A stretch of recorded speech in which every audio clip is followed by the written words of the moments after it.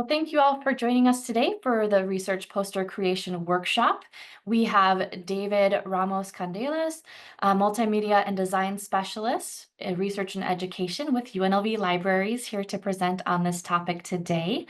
So I will go ahead and hand it over to you, David. Thank you so much for sharing your expertise with us. Hi, everyone. Hope everyone is having a good morning. I'm going to go ahead and just start off by sharing my slides here. Cool, y'all. Well, once again, my name is David. I am the Multimedia and Design Specialist over at Lead Library. Just to give you a little bit of background, and so I'm not just a stranger talking at you today. I work at the library overseeing our multimedia production studios. So if anyone's ever been to the first floor of Lead in the last, I would say 4 or 5 years, you might have ran across our makerspace or our multimedia production studios. So I'm on the multimedia side. I oversee our video studio. We have two podcasting and two music rooms as well. And then what I do with those spaces, I basically make sure everything is up and running, assist students that are working on projects, collaborate with faculty members that want to integrate these technologies into their curriculum, and so on.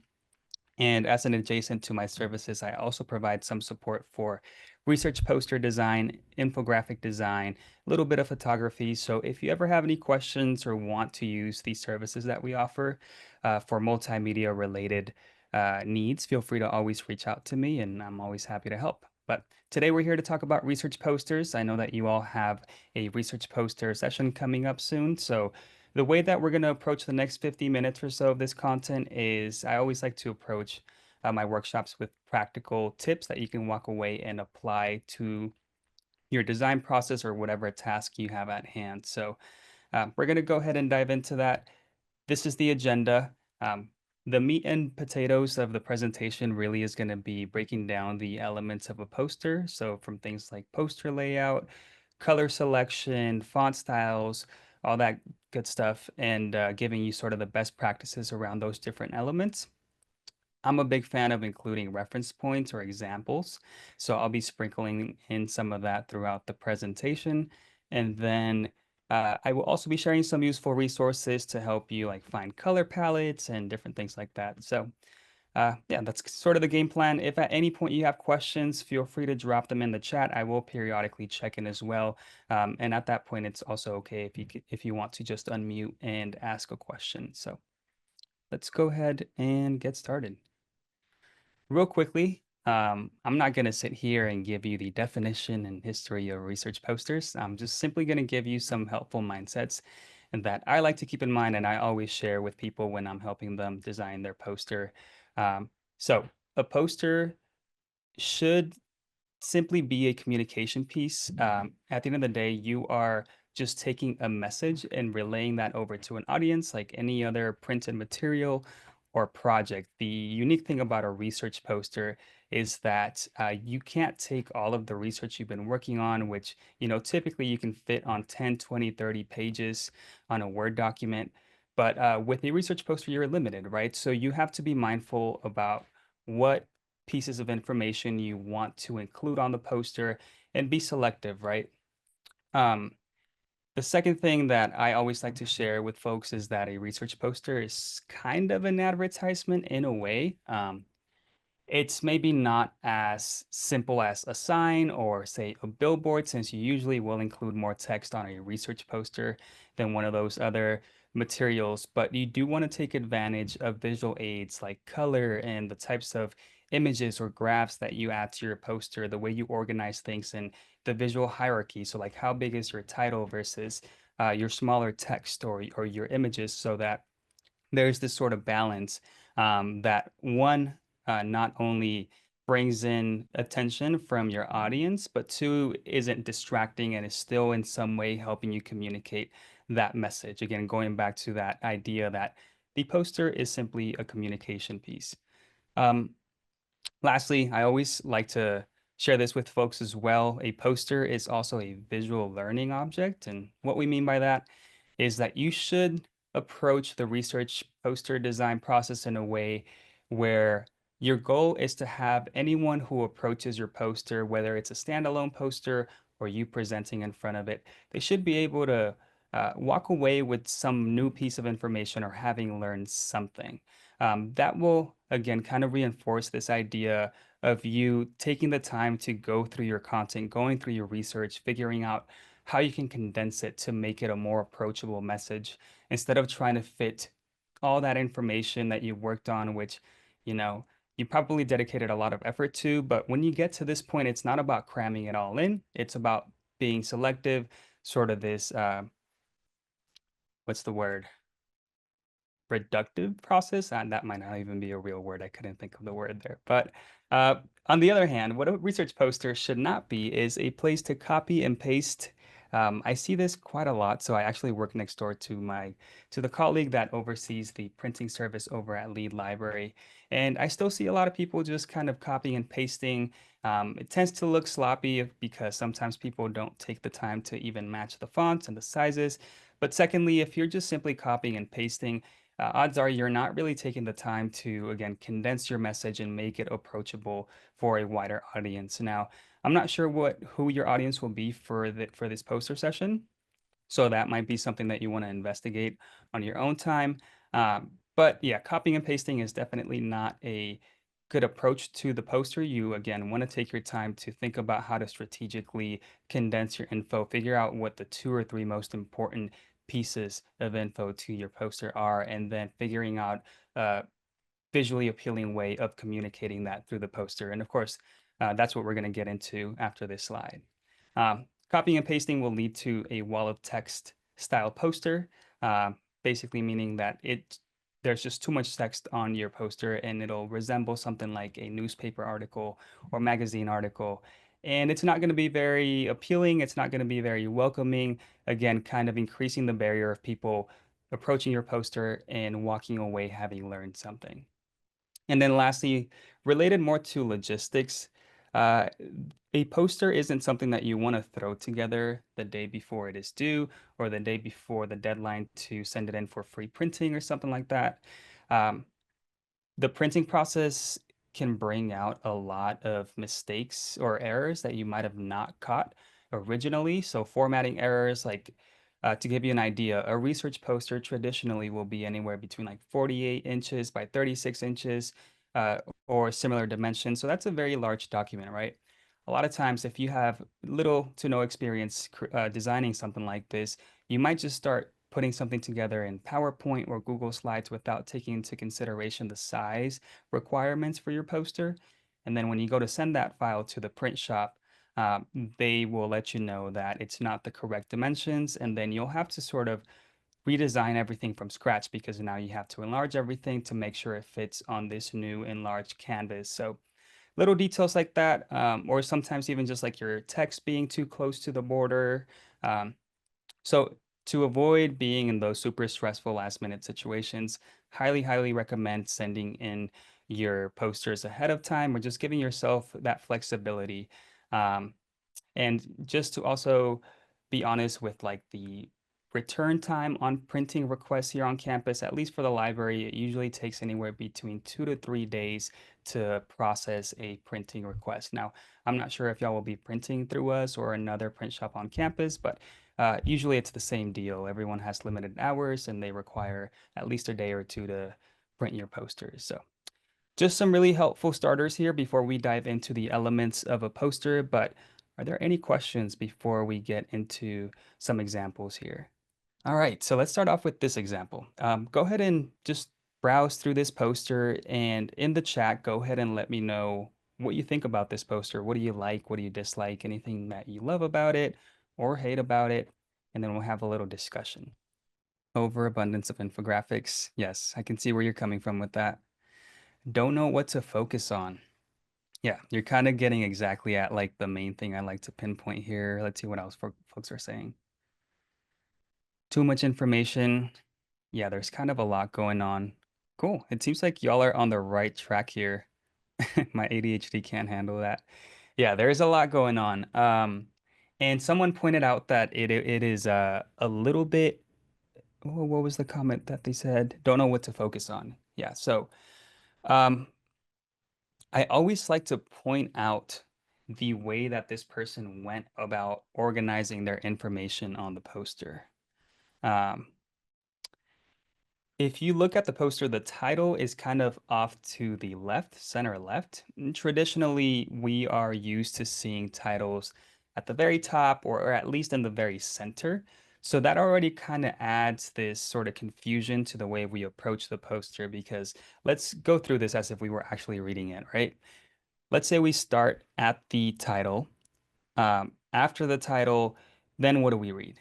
Do we read the theorem box in the center of that circular chart? Do we read the text boxes below it? Or do we start where one would logically start reading any material in the top left hand corner over here? There are just so many directions in which you can go. Um, and that's exactly what you want to avoid when you are designing your poster. So this is the idea of poster layout or visual hierarchy. You want to design your poster in a way in which the reader or the viewer never has to guess where they have to go next. My kind of recommendation is always, if you need arrows, then you can probably do a better job at organizing things so that the viewer or the audience don't need those arrows. If you can organize things so clearly that someone doesn't need arrows or numbers to know how to read, then you've probably done a great job at organizing your information on the poster. Let's see what else people said. Hard to read, too much info. Yeah, there is quite a bit of text, and I think what also makes this specific poster uh, a little bit overwhelming is just the amount of figures in combination with text. Now, we don't know who their audience is. It might have been a more technical math audience that actually knows what a lot of these figures represent, and to them, it might not be overwhelming. But overall, there is just kind of still a little bit too much going on in this center circular chart. I don't know enough about this topic to know whether or not they needed to include all of this information, but I do think they could have done a little bit better at condensing their message. Another thing is I don't know if anyone noticed, but there is this sort of gradient blue in the text boxes. You can see that, for example, the flows and tensions text box in the top left. Um, it has this darker shade of blue at the top, and as you start going down, the blue becomes lighter, right, with this sort of gradient effect. Um, Not only is that kind of an outdated design tool, but two, it causes issues with contrast, which contrast is really important for legibility and accessibility. So the darker blue areas in the text box, for example, the white font is easier to read, and you can kind of see as you start going down into the lighter shades of blue, contrast is less, so then your eyes kind of get strained a little bit more, and it's a little bit more difficult to kind of read the white font in those lighter shades of blue. So I would recommend staying away from gradients, especially for your backgrounds, and sticking to a solid color. And we'll talk about color in a little bit, but let's go ahead and talk about some recommended poster layouts. And the first one being this three-column layout. So when you go and look for templates, if that's something that you plan to do, this is probably the most common layout that you will run into. Pretty simple. Let's just break it down. Usually you'll have a really big title section at the top. Your title, I will say, is or should be the biggest font size on your poster. Nothing else when it comes to text should be bigger than the title, I mean. So make sure that you have plenty of space at the top to enlarge your title. If you have a really long title, see if there's any way in which you can shorten it or just have it communicate what your research topic is without having to write out a super technical, lengthy title.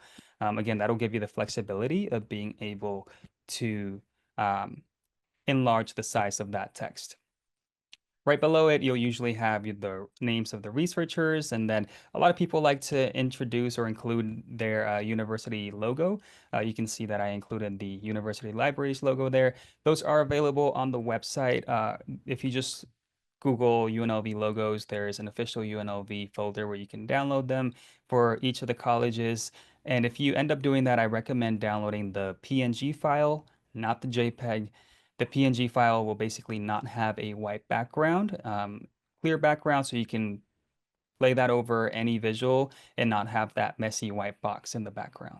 So Continuing on with the three-column layout, the first column over here on the left is traditionally going to be your background or abstract, um, followed by your methods or prototypes if you are designing something. Then in the center, this is going to be your results section. Usually, this will be the largest section on the poster, and the section that will also lend itself best to visuals, since a lot of times using visuals to communicate your results or your findings will kind of make it more approachable for the audience. Make sure if you are including any sort of graphs or visuals that you are labeling them, as you can see here. And then moving on to the last column, that will be your next steps or further research, discussion, a section of that sort. And then at the very bottom, you'll have your references and acknowledgements, which nowadays we do see a lot of people just including a QR code there to save some space and to be able to link out to all of their references. So that is the three-column layout. You can simply design something like this in PowerPoint or Google Slides, like I made this one in Google Slides, for example. All you really need to know is how to use the shape tool and how to add text boxes. And then afterwards, you can sort of color things in and so on. There's no right or wrong tool, whatever you feel comfortable with. Again, PowerPoint, Google Slides, or Canva, they're all great tools. But if you're more advanced and know how to use maybe something like Adobe Illustrator or InDesign, feel free to use that as well. Um, so this is the three-column layout. Again, probably the most common layout that you'll see for templates or really any research posters. But this is a sort of more modern take on research poster design or just research poster layout. I call this the Mike Morrison layout. Mike Morrison is a researcher who at this point has put out like 3 videos justifying why this sort of poster layout is so effective. And at this point, he has plenty of options and different templates that you can use. But the whole idea behind this is uh, reducing the cognitive load. So Mike argues that, humans, especially when we attend things like poster sessions, we tend to have a bunch of things going on through our heads, right? And then adding on to that sort of like the social layer of having to go up and talk to people who are presenting in front of their posters and dealing with, the crowd or the noise levels, it can kind of be a lot and sort of reduces the ability of one to really learn something new at the poster session, which at the end of the day, that's the goal of having these poster sessions, right? Is to share your findings and kind of stay up to date on what others are working on.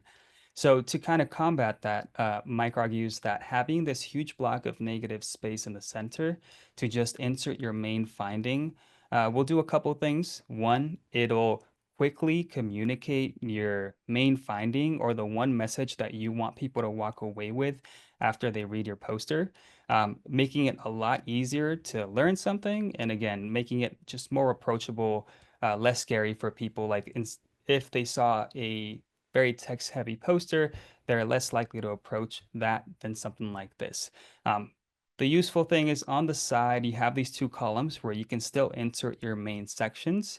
And Mike goes on to say that you can also have people who are really interested in your topic and want to just learn more, read those sections while you talk to someone else that maybe was waiting to chat with you about your research or about your poster. So this is another great option if you want to try sort of a more modern approach to your poster layout. Nothing wrong with the 3-column layout, but this is just another interesting take. And with this as well, you can also customize it. I highly recommend if you end up using a template that you customize it to meet your needs. Like you can insert some sort of visual there, as long as it is, again, helping you communicate that main finding. If the visual is in no way related to what the main finding is going to be there in this block of space, then I would refrain from adding anything because at that point it's probably just going to distract. But again, the goal is to just design your poster, organize everything in an approachable way that just won't have your viewer guessing where they have to go next. So are there any questions on the importance of poster layout or sort of some approaches to this component of research poster design? Awesome. Okay, seeing none. So moving on, we have another example here. So again, go ahead and look through this one. Let me know in the chat what you like or what you dislike, any critiques.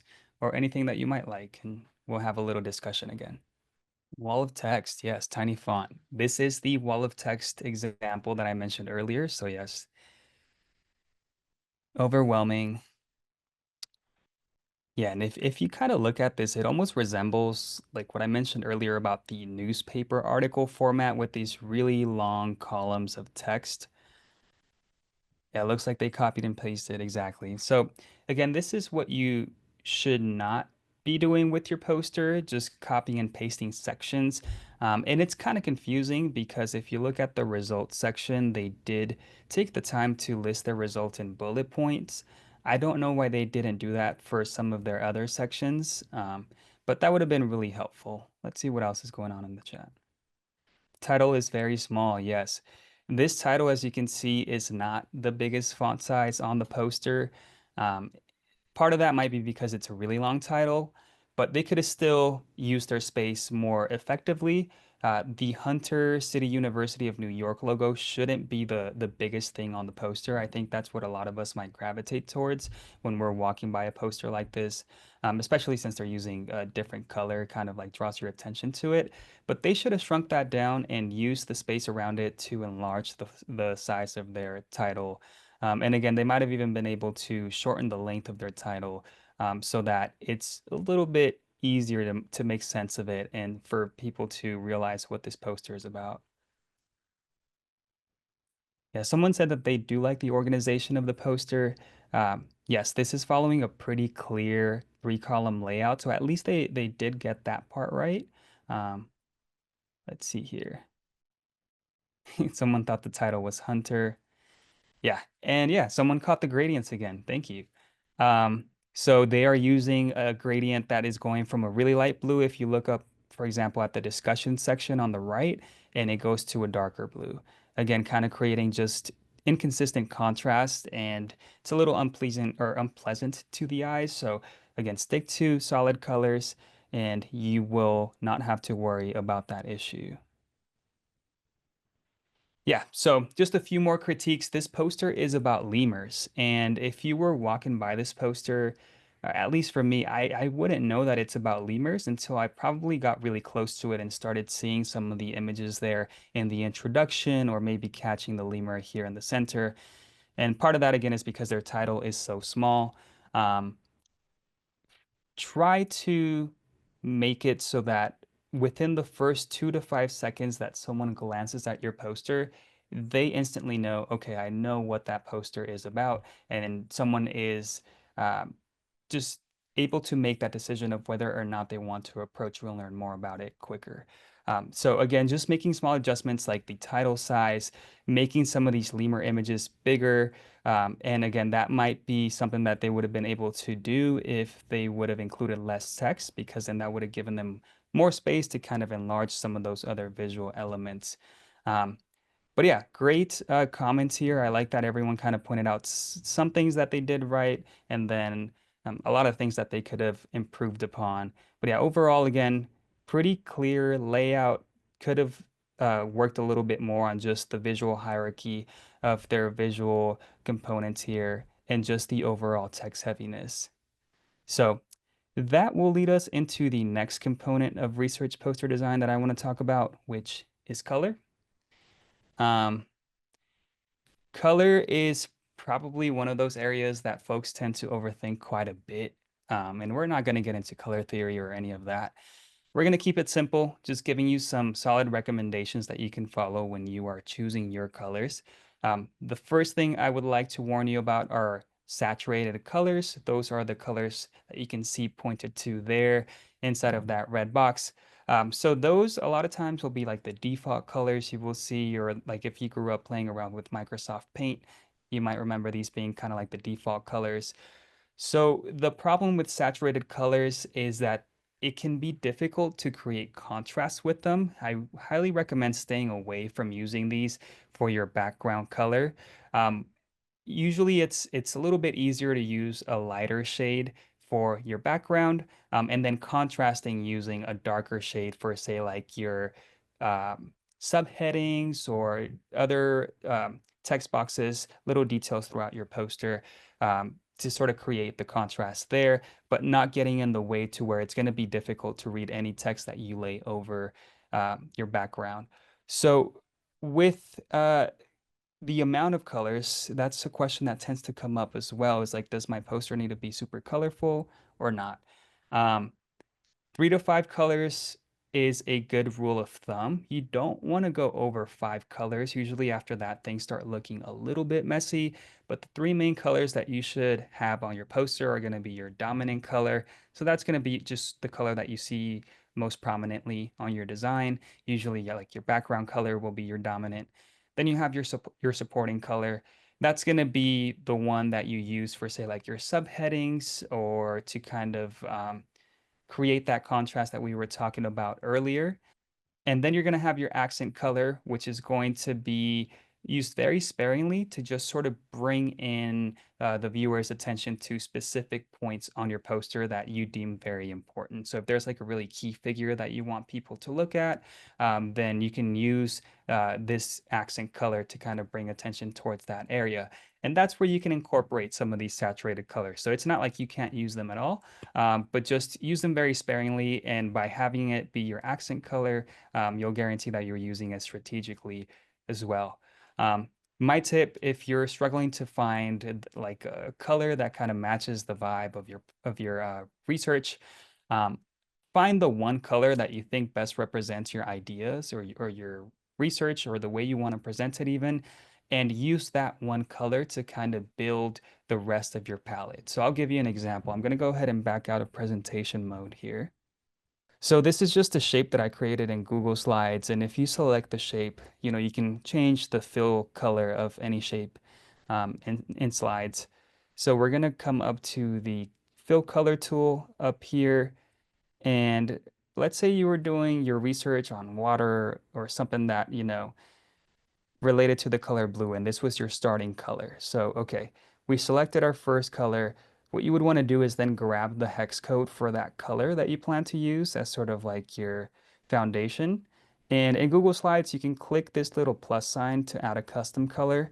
In this tab, you'll get the hex code right here. You can just simply copy that, and we're going to bring that into a different tool so that we can start generating color palettes. And the tool that I have been enjoying lately is Adobe Color Wheel. So I have a link to it here. So Adobe Color Wheel is a free tool. If you have heard about Adobe, then you might know that they are the creators of like Photoshop, Illustrator, a lot of these advanced graphic design programs. So they have a lot of really cool, neat tools like this one, and this one just happens to be completely free. The way this one works is if you notice there's a circle here, just to make sure though, can everyone see the color tool? Just making sure I'm not stuck on the slides. In Adobe Color Wheel, if you just kind of want to play around with it at first, you can grab this center circle with the little white triangle there, and that will kind of be the guide for the rest of the palette. If you look down here, you'll have the hex codes for each of the colors in the palette, so then you can grab those and bring them into your design tool of choice. But since we already have a specific shade of blue that we want to build a palette around, what we can do in that scenario is come to this center rectangle here with the black arrow. That's the base color. We're going to hit the little change color icon here on the left and simply paste that hex code that we grabbed from Google Slides there in the center, hit enter, and now we have a color palette specifically built around that shade of blue. Now, if you absolutely hate it, the cool thing about Adobe Color Wheel is that it has color harmonies here on the left. So this drop down here on the top left will allow you to see different color relationships. Monochromatic, for example, keeps everything under that same line of color. So we just have different shades of blue. That's a popular one. Very easy to create contrast with monochromatic, and you don't even have to use all these different shades if you want to just keep it to your simple 3 colors here. If you want to kind of have colors from different ends of the spectrum, you can also use split complementary or complementary, and you can just browse through these until you find one that you like and kind of just play with the tool until you get a result that you're satisfied with. So we're going to come back to our slides here. That is Adobe Color Wheel, and that's probably as much time as we'll spend on color here. We've talked about layout, we've talked about colors. What do we think about this poster example? So this one was created by engineering UNLV students a couple years ago. Yeah, go ahead and drop your thoughts in the chat. Let me know what you like, what you dislike, or any other thoughts that you might have. The layout is good, but the font is small. Yeah, there are some sections where the font is a little bit hard to read, like especially under this development figure here.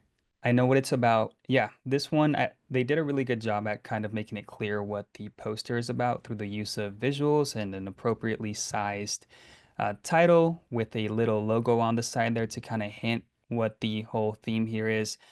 Just by looking at this, you can kind of guess that it's about water. Also, they're using blue as sort of their theme color, and that kind of helps. Needs more color choices. I can see that. Yeah, I think they're only using like two main colors here. I think they could have used a few more just to, again, create more contrast throughout, more prominent supporting colors. Better than previous ones. Yeah, I would say so far, out of the three examples we've seen, this has been the best one. Let's see what else folks are saying. Good layout, easy to follow. Should text font color always be black? Good question, Yasmin. The answer to that is no. As long as the text color you are using has enough contrast with your background, you should be good. However, I will say that lends itself to usually utilizing black or white as your font color. So if you have a dark background, say like a deep navy blue background, then you'll want to use a white font, and that's totally okay. Again, as long as you have enough contrast. If you're not sure whether or not you have enough contrast on your poster, you can Google contrast checker. And there are a ton of free ones out there. And basically, you'll do the same thing I just showed you all with the hex codes for the colors of whatever shape, or in this case, it's going to be the color code for your fonts. So you'll take the color code from your font and your background, plug that into a contrast checker, and that will tell you whether or not you meet accessibility requirements for your poster. Is using small fonts for references bad? That's another question that came up in the chat. Um, Not necessarily. Again, with the poster, you are sort of prioritizing the information that you want people to kind of focus on the most. So if you have to minimize the size of your references, or again, like I said earlier, even like link out to them through a QR code, that's totally okay. I honestly would recommend at this point in time QR codes being so normalized and most folks having a cell phone, um, linking out to them through the QR, and then using that space wisely for more information that you want to include on the poster or additional graphics and so on.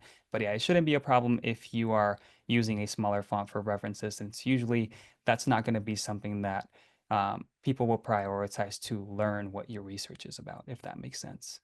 Just real quick, I always like to point out with this group what they did is if you look at their text, it's very approachable in the sense that they didn't just copy and paste paragraphs. Everything is sort of written out in these bite-sized bullet points, and they went uh, they bolded the sections that they really wanted folks to kind of focus on, which I kind of like. Um, I recommend doing this for your poster as well. If there's, again, anything that you really want to bring attention towards, bolding it or just making it stand out a little bit more will allow folks to kind of gravitate towards that. So I like what they did there with the bolding of the most important information on the poster here. Font styles are always fun to talk about. We're going to keep it super simple. No need to nerd out about the history of like serif fonts, sans serif fonts. Just know that there are two main categories of font styles that you need to be aware of. The first being sans serif, and the second being serifs. So you probably have seen these at some point or used them. For example, Times New Roman, we've written like, I don't know, our high school papers back in the day, 12-point Times New Roman. Certain citation styles require certain font styles. But all you need to know is that serif fonts have what we call feet or serifs. And if you're not sure what that is, if you look closely at Times New Roman, for example, if you look at the T, you see that at the bottom of the T, you have this little horizontal dash, and you kind of have the same at the top crossbar of the T, and you kind of see those little extra decorative sort of elements to the font style in the rest of the letters. And if you look at Georgia and Laura, they sort of have the same thing going on there. So that's what we refer to as serifs, hence serif fonts. And these are fonts that you will typically see for long bodies of text, so books, pamphlets, essays, and so on. On the other hand, sans serif fonts, if you look closely, none of the examples under the sans serif category have those extra dashes on the letters there. So kind of creating a more simple, plain font style there. And these are the fonts that you will usually see on, for example, your research poster, slide decks, infographics, or even advertisements. Like if you pay attention after this presentation to billboards when you're driving on the 15 or the 95 or any of these streets, you will notice that most of the time folks are using sans serif fonts for advertisements. And the reason why is the idea behind using sans serifs is that it allows readers to more quickly make sense of what is being presented in front of them. So essentially saying that they're a little bit more legible than the serif fonts, at least for uh, materials that aren't very text heavy. So the recommendation here is for your title, use a sans serif font on your poster. For your subheadings, use a sans serif as well. But there is the flexibility to use up to two different text styles or font styles on your poster. That is the maximum though. Don't go over that because adding too many different font styles can create a messy look on your final product. But you can incorporate a serif font for your bullet points on the poster or your smaller sections of text. But it's totally okay also if you just want to stick to the one font style, your one sans serif font style. I did do a little bit of research just to see what was out there, to see if they've done any studies on whether or not sans serif is more legible than serif. And I didn't really get to an answer. The information I did find kind of hinted that there was no real difference between reading speeds when it came to using sans serif versus serif. That was only measuring reading speed though, so I don't know if measuring comprehension might lead to different results. So at the end of the day, just know sans serif for your bigger font sizes. So again, title, subheadings, and you can use the serif for the smaller text on the poster, or just stick to the sans serif. And then to finish off this slide, decorative fonts. So I have a few examples there. One iconic example I didn't include is the Comic Sans font. So if you've heard of that, um, the main thing about the decorative fonts is we recommend staying away from them when it comes to academic works because it can take away from the seriousness of the work. But more importantly, they tend to be harder to read. Like just quickly scanning through the examples here, your brain will probably pause a little bit longer when trying to read the Caveat or Pacifico font because of that, fancy, cute presentation. It takes a little bit longer to make sense of it. So to avoid that, just again, stick to your sans serifs and to your serifs, and you'll be in a really good place. And another note about fonts here. When it comes to sizes, again, your research poster will typically be anywhere between 48 inches by 36 inches or similar dimensions. So it's a really large document. You want your smallest font size to be anywhere around 24-point font. The idea here is that you want folks to still be able to read your smallest font size um, when they're standing anywhere between 4 to 6 feet away from the poster. So 24-point font should be the smallest. I guess if it's your references and you have quite a few of them, you can go smaller for the references, but the bigger the better. So if you can make your smallest font 30, 36, or even larger than that, usually that's going to be best because it means that you're not trying to add too much text into your design. And then when it comes to text color, someone did ask this earlier.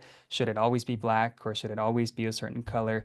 Again, you can be flexible with the color, but the colors that will be most accessible for just appropriate contrast are either going to be a black font or a white font, or something very similar, like a really, really dark blue or a slightly different shade of white.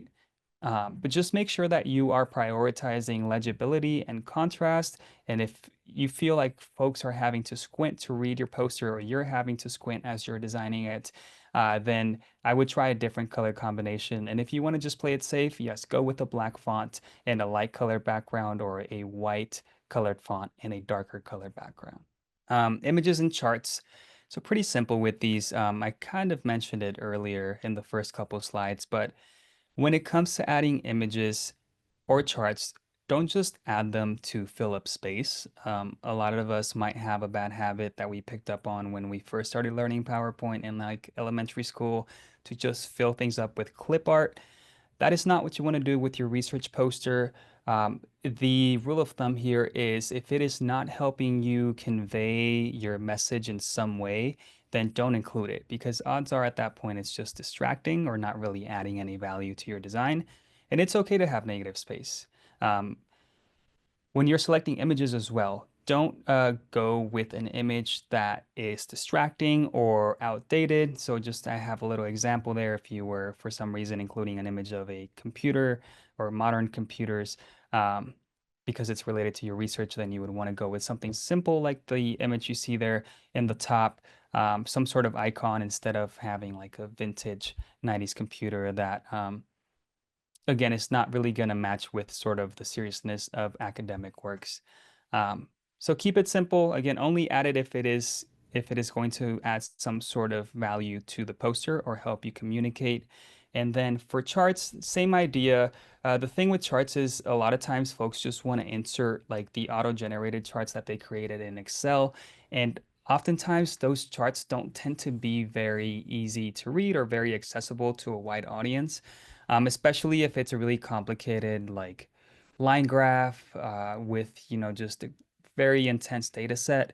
So if possible, you do want to take the time to simplify your charts as much as possible.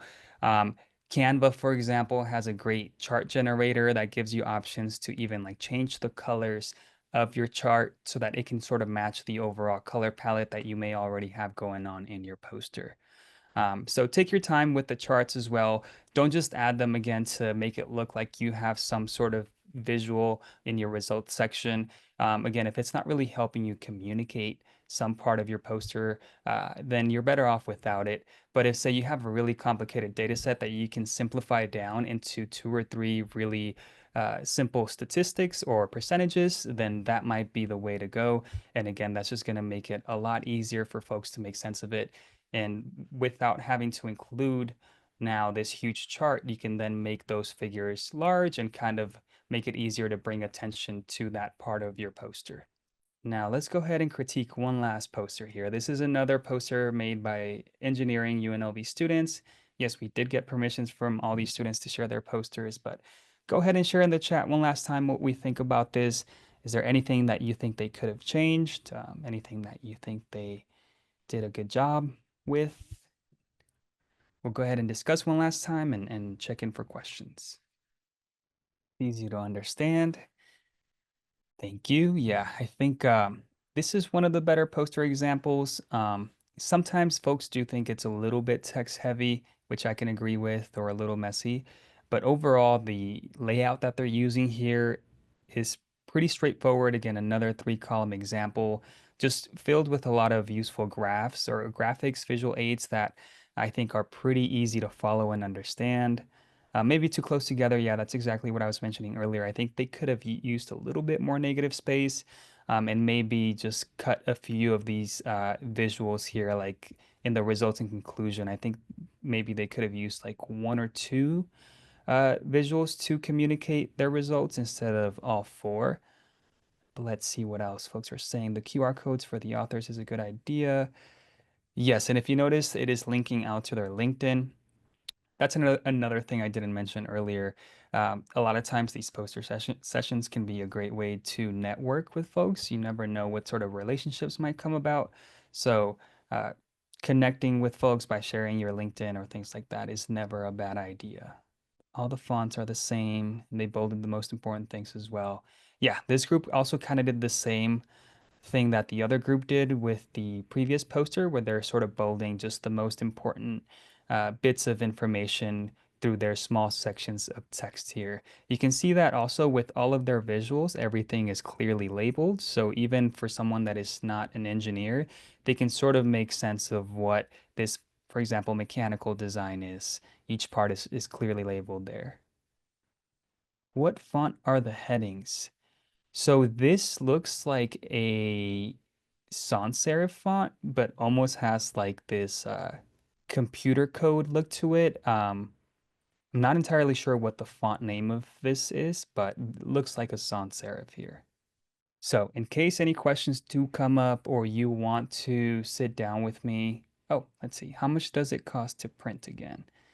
Um, so at the library, at least, we charge $4 per square foot. So a 3 foot by 4 foot poster would cost, I believe, around $48. But you may want to talk to the folks at the Grad Academy since I don't know if they are sponsoring the printing for these posters. And if they are, there will usually be a form that you have to submit by a specific date. So, GPSA does provide support for poster printing, so I would definitely check in with GPSA if anyone is looking for that help. And again, just so you know, the printing process does take at least 2 to 3 business days. So make sure that you're giving yourself enough time to where if they send it back for revisions or to fix any formatting, you're not, feeling the pressure. And just to wrap it up again, if you want to reach out and schedule a consultation, I am happy to meet with you virtually in person, um, whatever your preferred method is, and we can kind of go over some of these elements that we covered today, and we can work together on getting started with your poster design or really finishing it off, depending on where you are at with your design. I have an example of an excellent poster? Um, that's hard to say. So it's hard to say if there is like a perfect poster, but I have seen some really good ones. I will dig up an example and share it here so that it can be shared out with the slides that I presented with today if they haven't already, and that way it can make it to you all. Believe that is it on my end. Here are just some of the my citations. But yeah, if y'all have any questions, again, feel free to contact me. Yeah, thank you for having me.